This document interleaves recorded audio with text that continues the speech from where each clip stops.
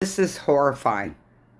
If you think our politicians are looking after us or any of those fucktards in the City Hall of Vancouver, keeping crazies on hard drugs, hiring someone with, grade 10 education and mental illness like Sarah Bly, who harasses us downtown when we record the events that we're forced to watch, the trauma, the murders, the stabbings. I don't even know how many murders and stabbings I've been at. I can't generally watch my videos because they just make me cry. I mean, for one old lady to have witnessed after 50, after 55, I should say, maybe. But, so many murders, stabbings, trauma, deaths. It's obviously that they're using the hard drugs to kill us, okay? And then they tell us to, have compassion for druggies that rob you, make rape tent cities, traffic women, and have all these poverty pimps supporting them. I've lived on top of a tent city in a building. And creepy Canada put a tent city underneath our building. So I've seen everything. Even seen children die that were not old enough to go to a pub or buy a pack of cigarettes under my window.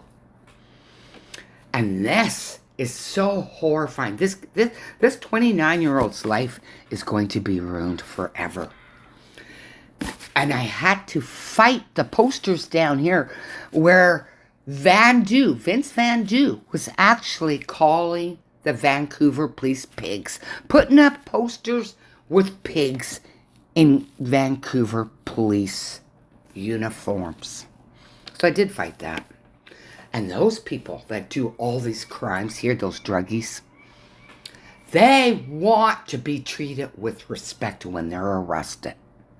They want to be treated with respect. Let us do whatever we want. Do not do what we do to other people to us. Anyway, let's take a look at this because this is just horrifying. Old Dane Cameron, now in the fight of his life. The 29-year-old identified by his family as the victim of a horrific alleged assault. Cameron says he was set on fire at the Main Street SkyTrain station. A woman walked up and sprayed a fluid in his face. He thought it was water or a joke, somebody joking around, until she lit him on fire. Miles Cameron, Dane's father, says his son is a musician, kind and generous with his time. Miles says the injuries to his son's face and neck are significant. That is what makes this soul crushing, that this horrific crime was committed to him. And just the fact, just thinking that there's monsters like that walking amongst us is... There was a woman set on fire downtown East Side. This isn't the first fire on people, folks. No. A few years back, a Native woman was brutally burnt.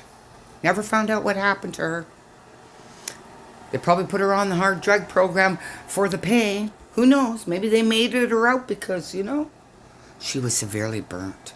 And what is the main program for people, watching this video that aren't from Canada? It's the Nazi program to eliminate you from this earth. So we're going to take a little bit more of a listen. He is investigating, but there was considerable confusion in the case. The VPD said a 40-year-old man was treated and released from hospital. Dane Cameron was released from hospital, but had to be readmitted after his family says he collapsed on the street just 20 minutes later. Another amazing Samaritan called 911, and they brought him back to the hospital. Cameron says he owes his son's life to Andrew Coulthard, a passing motorist who called 911 and put out the flames. Andrew is a true hero. He saved my son's life. I owe him a great deal of debt. A GoFundMe page has been set up to help Dane Cameron please recover help from him, his injuries. Folks. Help him. Aaron MacArthur, Global News. Now, with the native lady that was severely burnt, so she couldn't leave the hospital on the same day, and that sounds like a lot more medical malpractice. Someone's been traumatized and you let them out of the hospital so that they can collapse on the street. Shame on you, fucking Satanic Paul's Hospital. Shame on you. That's why I fucking hate you. You know, it gave me so much medical malpractice, even killed me. So now I'm not even the same person after I came back from hell. No, I swear like hell. So this native woman downtown, Vancouver, didn't have anyone to come up and say, hey, this is our daughter, this is our mother, or this is our sister, whatever. Nobody came to the news. Nobody supported her. It just made the news. That was it. We don't know what happened to her. This is Canada. It was dangerous for her in Canada to get injured that bad, and we don't even know if she had a family because no family came forward. This whole thing's tragic, absolutely tragic. Now, Premier EBY wants you to have compassion for druggies.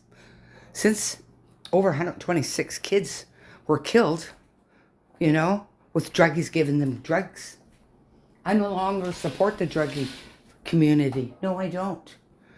Nor do I accept advice from these fuckers that always like to give it. And yes, I judge them harshly. I do judge them harshly. It's time to judge them harshly. What the fuck are you doing? What are you doing to British Columbia? I've actually had parents, well, not parents, but friends of parents that say that their young one smoked a joint and it had fentanyl in it and they died. Who sells this shit? Let me tell you, druggies.